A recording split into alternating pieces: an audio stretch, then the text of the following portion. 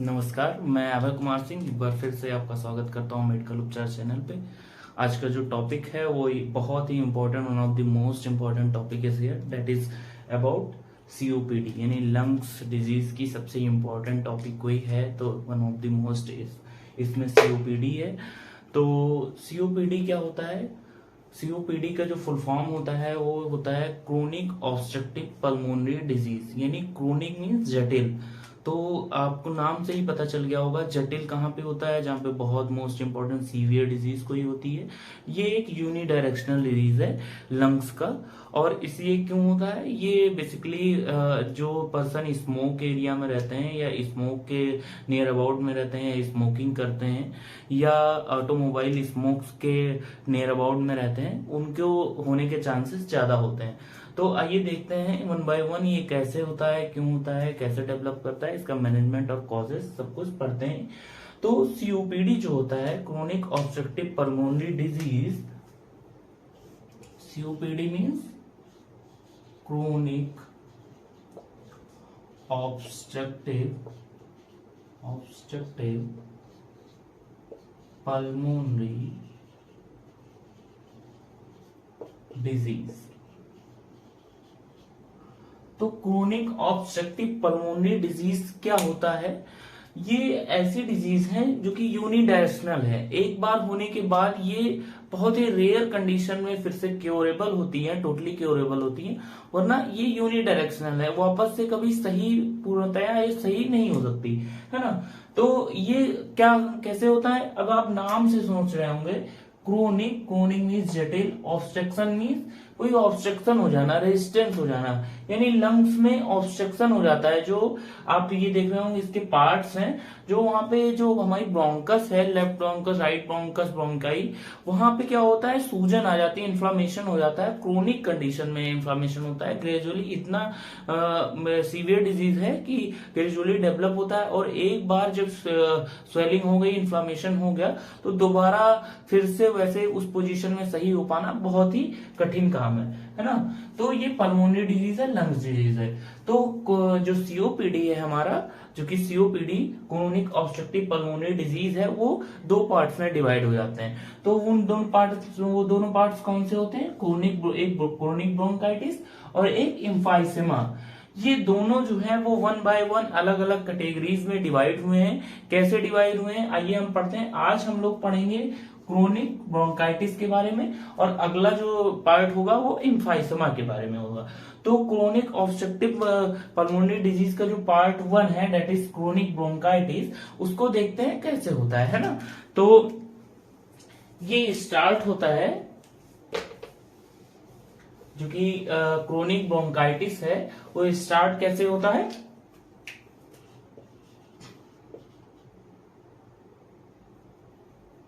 Chronic bronchitis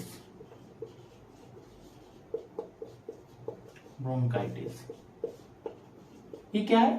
it is a severe disease in which ये क्या है? इन्फ्लामेशन इन द ब्रोंकाई और bronchus, यानी ये ग्रेजुअली डेवलप होता है। और कैसे डेवलप होता है? जो हमारा स्मोकिंग है, जो कि एलर्जेंस का काम करता है, या स्मोक डे बाय डे आप डेली रूटीन में जब स्मोक के एरिया में रहते हैं या फिर स्मोकिंग करते हैं, जो सिगरेट पीते हैं, स्मोकर्स होते हैं, चेन स्मोकर्स, या सेकेंडरी स्मोक के थ्रू, जैसे आपके घर में कोई स्मोक कर रहा है और आप उसके नियर अबाउट में हैं, तो आपको भी सीओपीडी होने के चांसेस होते हैं।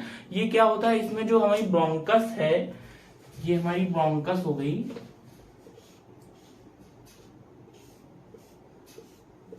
ये हमारा ब्रोंकाई है, ब्रोंकस, ये हो गया राइट ब्रोंकाई, और ये हो गया लेफ्ट ब्रोंकस। ठीक है। तो यहाँ पे क्या हो जाता है? यहाँ पे ग्रेजुअली क्या डेवलप हो जाता है? यहाँ पे इन्फ्लामेशन हो जाता है। इन्फ्लामेशन मीन्स क्या होता है? कहीं भी आइटिस लग जाए मीन्स इन्फ्लामेशन मीन्स स्वेलिंग आ जाती है। तो यहाँ पे स्वेलिंग आ जाती है, ऐसे करके स्वेलिंग हो जाती है। तो ये अगर जैसे अब पहले कितना टाइडल वॉल्यूम 500 ml होता है ना, तो टाइडल वॉल्यूम पहले जो 500 ml था, जो कि नॉर्मल टाइडल वॉल्यूम है, पहले 500 ml था, अब कम हो गया यहाँ पे, क्योंकि यहाँ की जो नैरो हो गई यहाँ की एरिया।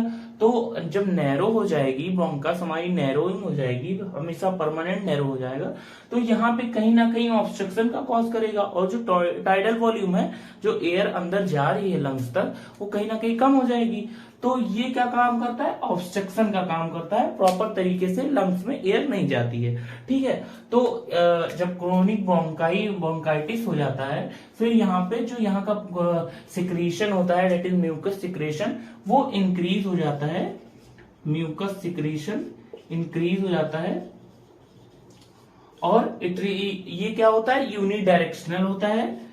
जो ये क्रोनिक ब्रोंकाइटिस है वो किस रूट से बढ़ता है, ये बहुत ही ग्रेजुअली डेवलप होता है, ग्रेजुअली इन यूनिडायरेक्शनल मेथड।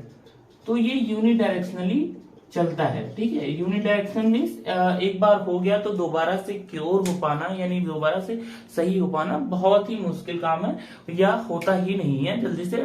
हम पेशेंट को सपोर्टिव ट्रीटमेंट देते रहते हैं। ठीक है, तो नेक्स्ट इसका कॉज क्या होता है, देखते हैं कॉज। तो क्रोनिक ब्रोंकाइटिस का मेनली जो जनरल कॉज है, वो हम लोग क्या जानते हैं, जो सीओपीडी है, जनरली जो सीओपीडी का जो सीओपीडी मींस कंबाइंड फॉर्म में chronic bronchitis and emphysema combinely कैसे कॉज होती है, generally it causes due to smokes. वो कैसा भी, किसी तरह का भी स्मोक्स हो, स्मोक्स के होता है। और अल्फा-1 ट्रिप्सिनोजन एंजाइम्स के डिफिशियंसी की वजह से भी कॉज होता है। ठीक है, तो क्रोनिक ब्रोंकाइटिस का कॉज देख लेते हैं। कॉजेस क्या होता है, कॉज जनरली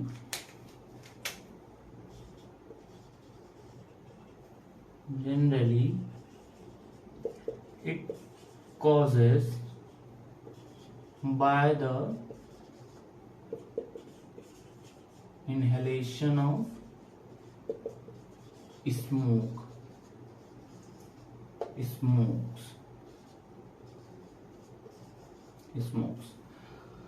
वो कैसे स्मोक्स हो सकते हैं, स्मोक्स इनहेल होना कैसे, स्मोक्स जैसे स्मोकिंग हो गया, cigarette smoking, cigarette smoke, automobile smokes कौन से होते हैं, जैसे आप डेली कोई रिक्शा चालक हो गया, या कोई भी ऐसा आदमी है जो वहां पे मेट्रोपॉलिटन सिटीज में रह रहा है, हमेशा बाहर रह रहा है, और वहां पे स्मोक्स की कंडीशन ज्यादा है और धुंध ज्यादा है। क्यों, क्योंकि वहां पे गाड़ियां ज्यादा होती हैं, और फिर वो गाड़ियों से आप लोग जानते हैं स्मोक निकलता है, और वो इनहेल कर रहा है, day by day daily inhale कर रहा है, तो उसको भी सीओपीडी होने के चांसेस रहते हैं। स्मोक। थर्ड, कोल माइंस में जो काम करते हैं worker, coal mines worker.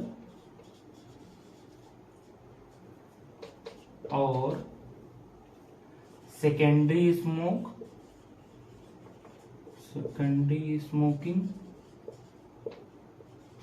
Smoking means क्या होगा, सेकेंडरी स्मोकिंग वो होता है जैसे आपके फैमिली में कोई स्मोकर है और आप बगल में बैठ के कुछ भी कर रहे हैं, आप अपना काम कर रहे हैं, बट आप इनहेल कर रहे हैं कहीं ना कहीं स्मोक, तो आपको भी सीओपीडी होने के चांसेस होते हैं।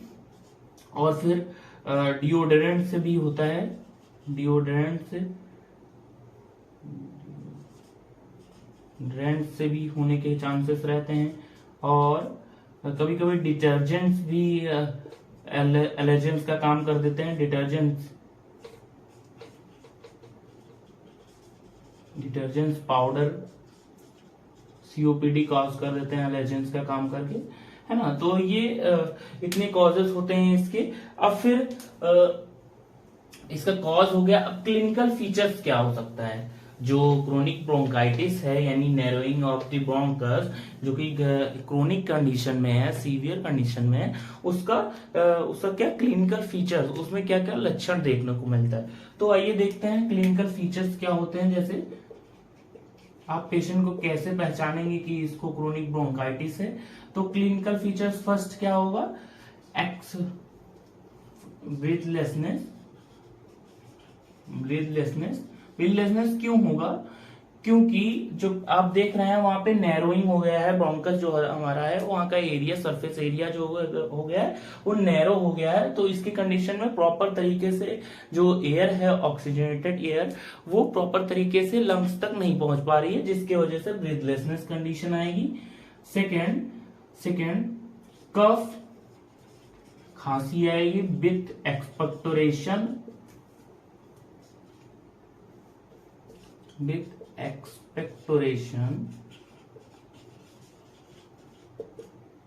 और विदाउट एक्सपेक्टोरेशन। इसमें आपके कफ में एक्सपेक्टोरेशन मीन्स क्या होता है, बलगम। तो आपके कफ में बलगम आ भी सकता है, नहीं भी आ सकता है, वो वहां पे ब्रोंकियल सिक्रेशन पे डिपेंड करता है। ठीक है। थर्ड क्या हो गया, weight loss. Fourth weight loss, fatigue और नॉजिया। ब्रीथलेसनेस को क्या बोलते हैं, डिस्निया भी बोलते हैं, डिस्निया। ठीक है। Weight loss, fatigue, fever. जो हमारा चेस्ट है वो कैसा दिखेगा, बैरल शेप चेस्ट। इसमें मोस्ट इंपॉर्टेंट है बैरल शेप चेस्ट। एक्सकल्टेट करेंगे पेशेंट को तो क्या मिलेगा, क्रेप्टेशन साउंड मिल सकते हैं, है ना। 4, 7। अब इसमें क्या हो गया, अब बाकी सारी चीजें तो हो ही गई हैं। अब कुछ हाँ, टैकीकार्डिया हुआ। टैकीकार्डिया क्यों होगा, टैकीकार्डिया इसलिए होगा क्योंकि यहाँ पे लंग्स में जो है एयर तो जा नहीं रही है। तो एयर नहीं जा रही है तो हमारा जो हार्ट है वो प्रॉपर तरीके से कहीं ना कहीं ब्लड जो है डीऑक्सीजनेटेड ब्लड वहां बढ़ जाएगा। तो हमारा हार्ट जो है वो तेजी से धड़केगा, क्योंकि वहां पे ऑक्सीजनेटेड ब्लड की नीड होगी, इसलिए वो अपनी पंपिंग जो है वो तेजी से शुरू कर देगा। तो टैकीकार्डिया की कंडीशन देखने को मिलेगी। फिर उसके बाद में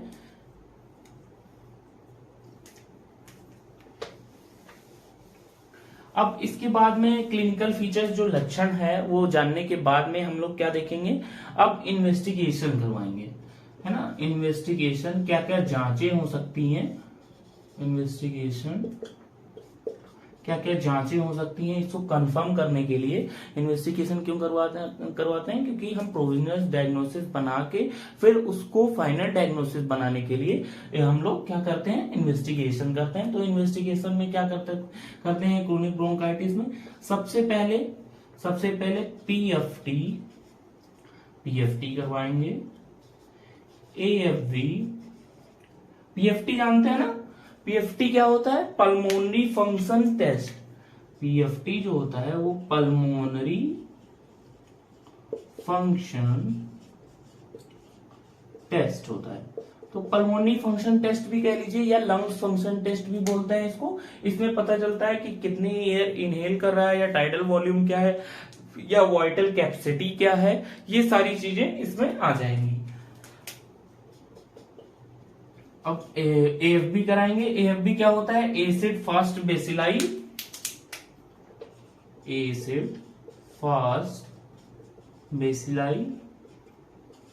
ये क्या करवाते हैं, इसमें स्प्यूटम का जांच करवाते हैं, ठीक है, एसिड फास्ट बेसिलाई से।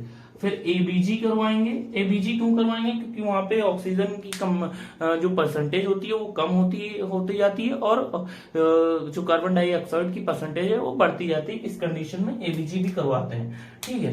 अब थर्ड क्या है, फोर्थ चेस्ट एक्सरे करवाएंगे। Chest X-ray PA view. फिर चेस्ट एक्सरे के बाद में क्या करवाएंगे, सीबीसी करवाएंगे, फोर ब्रोंकोस्कोपी करवाएंगे।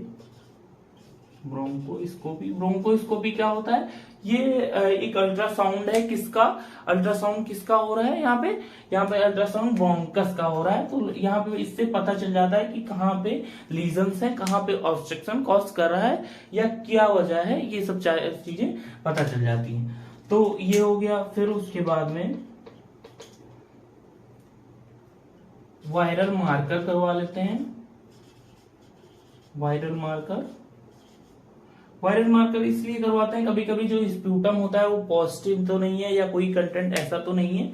और फिर सीबीसी भी करवाते हैं, टीएलसी भी करवा लेते हैं, क्योंकि यहाँ पे इन्फ्लामेशन हो रहा है तो कहीं ना कहीं टीएलसी काउंट्स बढ़ते जाते हैं। और जो यहाँ पे टीएलसी काउंट्स कब बढ़ते हैं? जब इन्फेक्शन कहीं भी रहता है, इसलिए।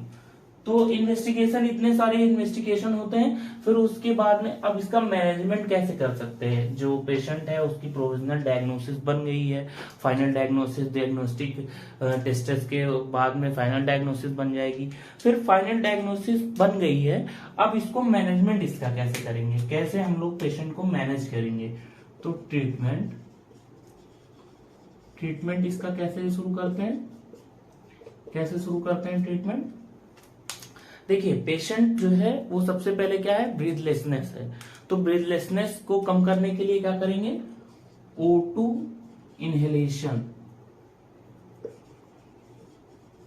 इनहेलेशन सबसे पहले, most important O2 inhalation. Second, avoid smoky area, smoke से बिल्कुल दूर रखना है। Proper ventilated and isolated room में रखना है। ठीक है। फिर फोर्थ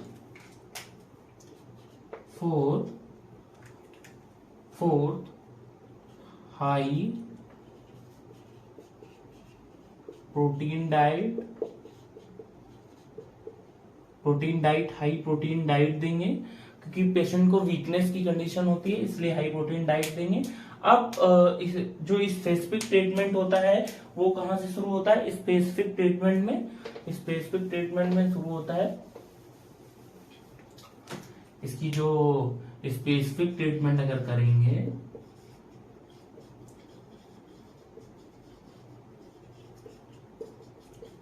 तो फर्स्ट स्टेरॉइड थेरेपी देंगे। इसमें क्या क्या दे सकते हैं?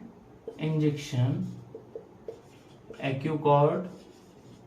एक्यूकॉर्ड में क्या होता है? हाइड्रोकॉर्टिसोन।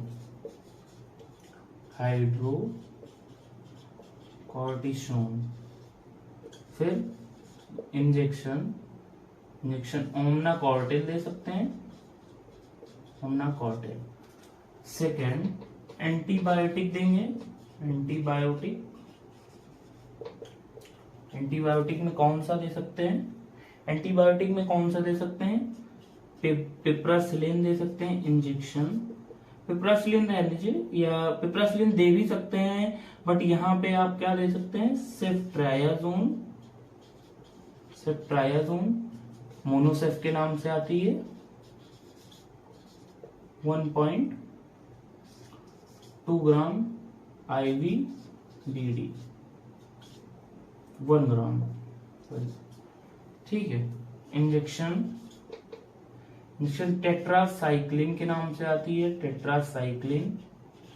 जो कि बेस्ट होती है अपर रेस्पिरेटरी ट्रैक्ट इन्फेक्शन के लिए।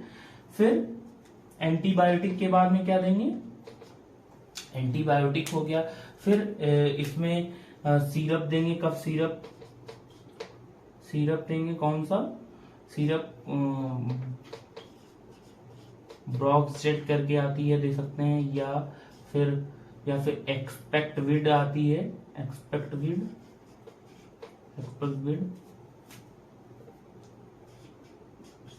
ठीक है। ये सारी जो मैनेजमेंट हम लिख रहे हैं आप लोग समझ पा रहे होंगे। इसमें ये इंजेक्शन ऐसे देते हैं। फिर उसके बाद में इसमें नेबुलाइजेट करवाते हैं, नेबुलाइजेशन करवाते हैं पेशेंट को, नेबुलाइजेशन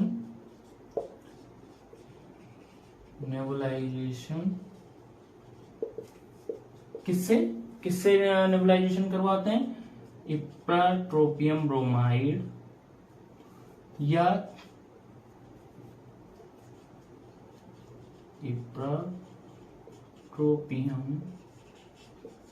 ब्रोमाइड से प्लस थियोफाइलिन। ठीक है, फिर ऑक्सीजन इनहेलेशन देते हैं, फिर उसके बाद में क्या करते हैं? इंजेक्शन MVI मल्टीविटामिन देते हैं NS में 8 आवरली 500 ml NS 8 आवरली। फिर PCM देते हैं SOS, ज्यादा नहीं देना है, SOS देना है। और एपेटाइजर देंगे, एपेटाइजर क्यों देंगे? एपेटाइजर भूख नहीं लग रही इसलिए देंगे साइप्रोहेपेटाडीन, सिरप आती है। ठीक है, साइप्रोहेपेटाडीन, ये 2 टेबल स्पून TDS में। ठीक है, अब डिस्मिया हो गया, सारा कुछ हो गया। हाँ, इसमें इन्फ्लामेशन हो रहा है ज्यादा से ज्यादा, तो इसमें ऑक्सीजन थेरेपी और नेबुलाइजेशन जो है वो मेन होता है, और इसमें स्टेरॉइड थेरेपी जो होता है वो भी बहुत ज्यादा इफेक्टिव होता है। और इसमें कुछ स्पेसिफिक ट्रीटमेंट्स होते हैं, जैसे अगर दूसरा कोई ऑर्गन अगर इसमें फेल्योर, हार्ट फेल्योर आ रहा है या फिर कोई और कंडीशन आ रही है, तो उसके ट्रीटमेंट अकॉर्डिंग टू कॉज देख के देंगे। तो फाइनली क्या हो जाएगा? फाइनली हम लोग ट्रीट करेंगे पेशेंट को, treat patient according to cause. ठीक है, पेशेंट को अकॉर्डिंग टू कॉज ट्रीट करेंगे। तो इतना था, जो क्रोनिक ब्रोंकाइटिस है वो हमारा अब खत्म हो गया है। तो अगला टॉपिक क्या होगा? एम्फाइसमा होगा। तो एम्फाइसमा जो होता है वो पार्ट 2 होता है, वो भी ऐसे ही होता है, स्मोक के वजह से ही होता है, क्योंकि COPD जो होता है वो जनरली स्मोक के वजह से ही होता है, और बहुत ही क्रिटिकल कंडीशन है लंग्स का। एक बार हो गया तो दोबारा सही होने में ना के बराबर ही है, कभी कभी सही हो जाता है, 0.01% एक्सेप्शनली सही हो जाता है, बट यूनिडायरेक्शनली ये ग्रेजुअली मूव करता है या ग्रेजुअली होने के चांसेस डिजीज रहते हैं। ठीक है, तो मिलते हैं अगले एपिसोड में, यानी अगला एपिसोड कौन सा? एम्फाइसमा में। ठीक है, thank you, bye bye, good night.